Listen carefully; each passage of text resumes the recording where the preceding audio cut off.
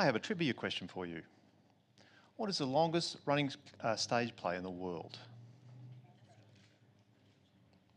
Yes, The Mousetrap.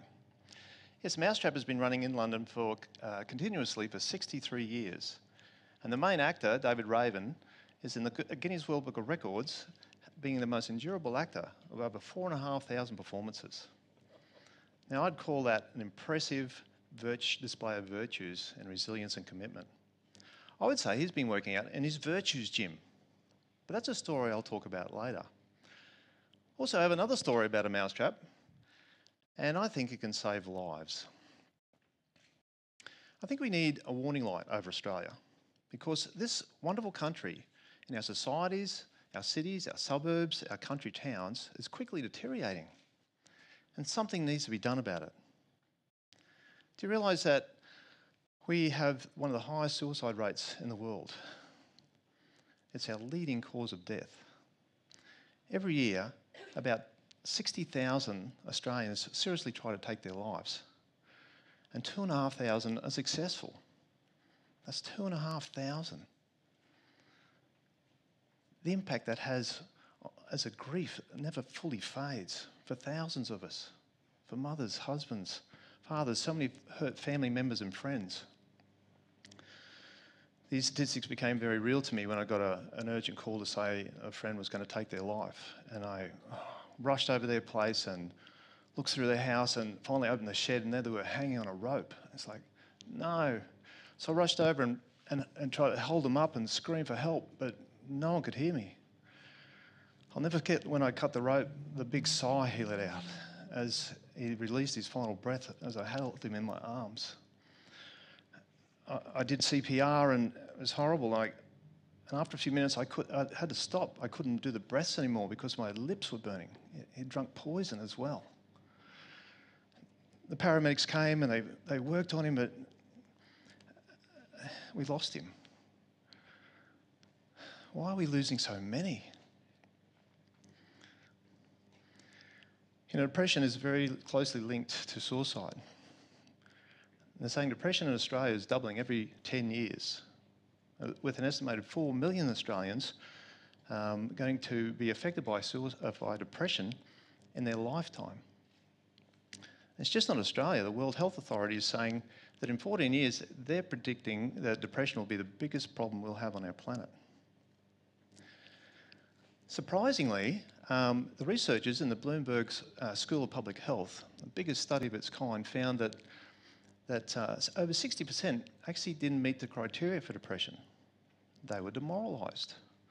Demoralised, it doesn't respond to antidepressant drugs.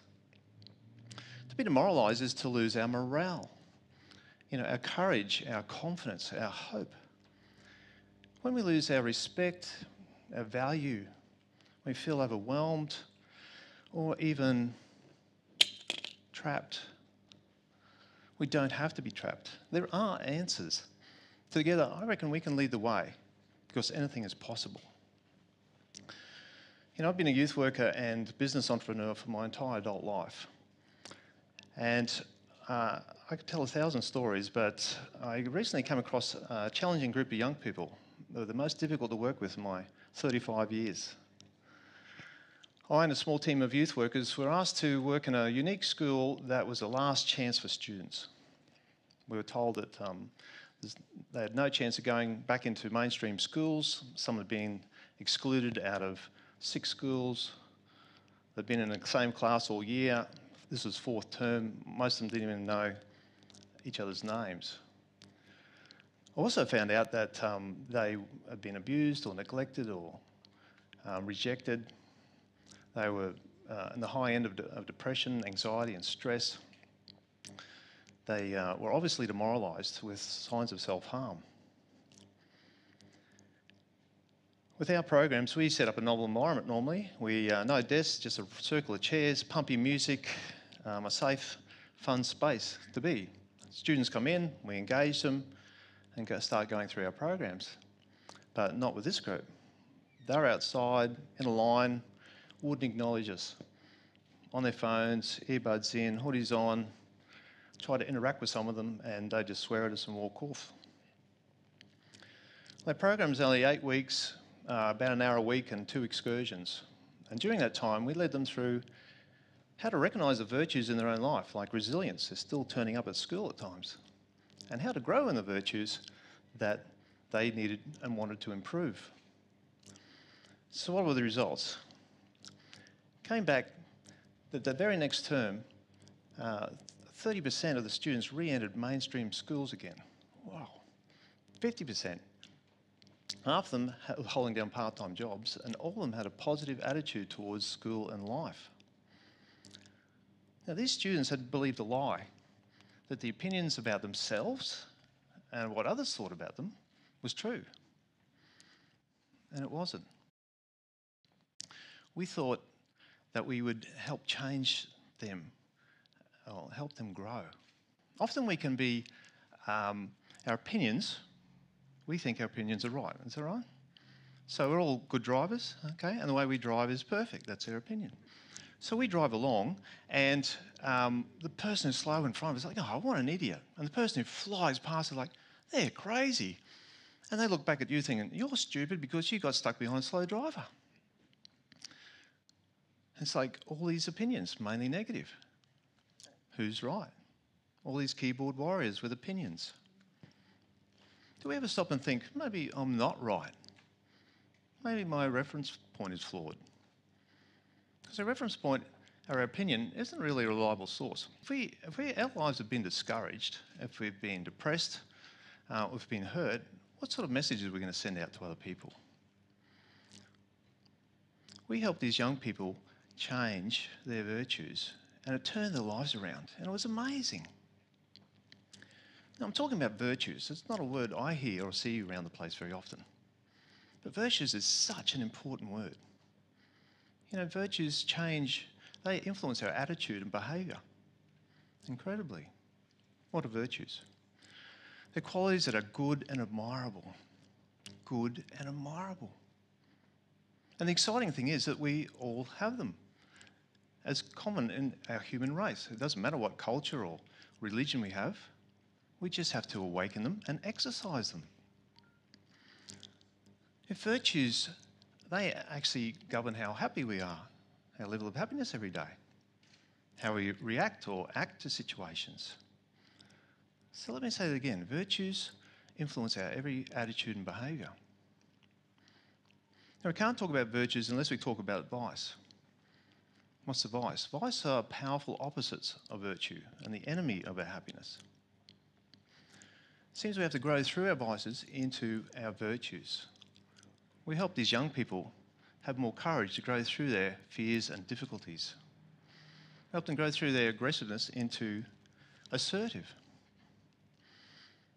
Now, let me give you a couple of examples.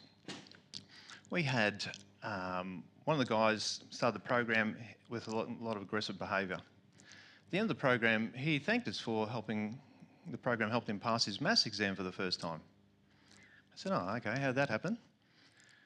Well, he learnt that during the program that he was a racist and a bully, and he'd been bullying one of the guys in his class. He decided to stop bullying him. They became friends. He sat beside him. He helped him with his maths, and he passed his maths exam. There's lots of positive outcomes. One of the young females on this program, she lived a life that you wouldn't want to put on anyone. And understandably, no one had seen her smile all year.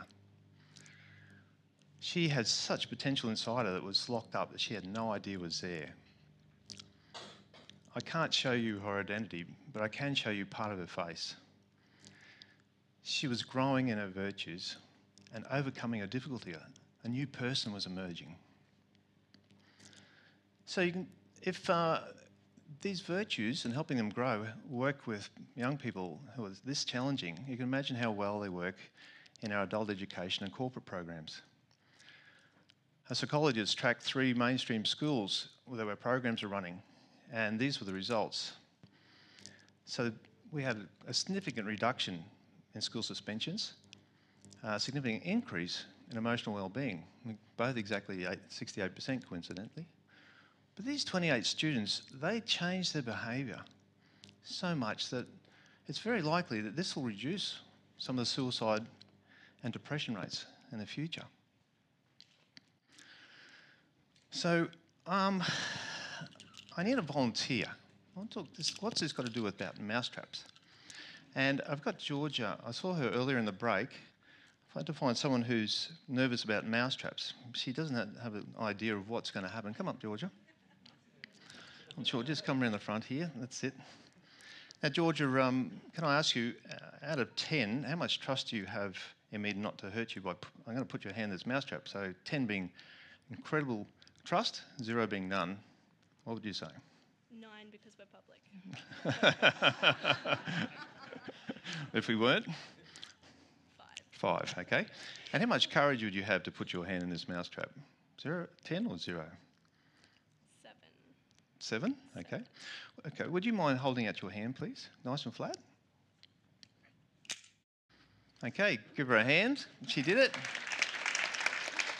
Got all your fingers? Now, before you leave, can I ask you, if you were to do this again, how much trust would you have in me not to hurt you?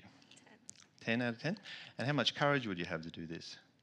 10. 10, okay, great. Give her a hand. Thank you very much, Georgia.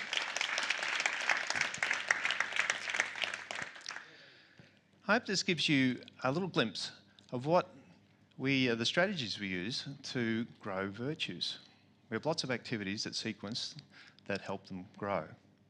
Now let's just have a look at what happened here. Now you could sit here today and you could leave the end of the day and think, oh, that was a bit of fun. I saw someone put their hand in a mousetrap. Or you could leave today and say, oh, I learned something today. How to put my hand on a mousetrap and not get hurt. Or you could leave the end of the day, like Georgia, having grown a little bit in her virtues as far as trust and courage, which she takes out in the world and can use. Her spirit's grown a bit stronger. So I hope this snappy little exercise has shown you some of the zones we're trying to work in. It's just not fun or education or lectures, and they're important, but we want to get in the zone as well to integrating values. Values that fit into our lifestyle and lock in for life. Where we fit in our vices to virtue scale, I think that is more of a reliable reference point to how healthy we are in our human spirit compared to our opinions. You know, these virtues, as they grow, they buzz in our spirit, is that right? They buzz inside us. It feels good. I think virtues shouldn't be a buzzword unless they are actually put into action and help us grow. Well, how do we help us? How do we grow? How do we grow in our virtues? I say we go into a virtues gym. We've got to grow the internal muscles of our virtues. Now, these internal virtues muscles are different to our physical muscles.